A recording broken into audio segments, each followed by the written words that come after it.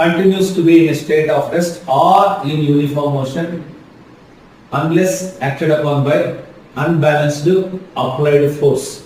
The ball is at rest. Now it will be at rest only. If you apply force, the place of the ball has been changed. This is called law of inertia. ఒక వస్తువు మీద బలం ప్రయోగించినంత వరకు అది అలాగే ఉంటుంది.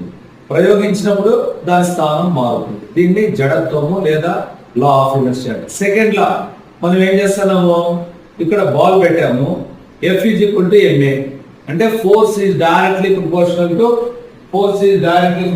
To ఇది P is equal to m into v, Newton's second law of motion.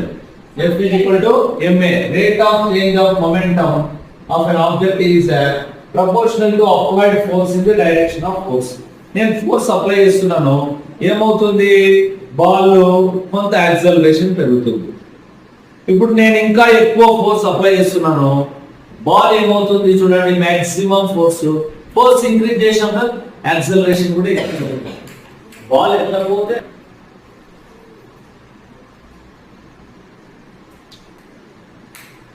నువ్వు ఇక్కడే తీసే కాదు, బాల్ తీయాలి, బాల్ వేరే.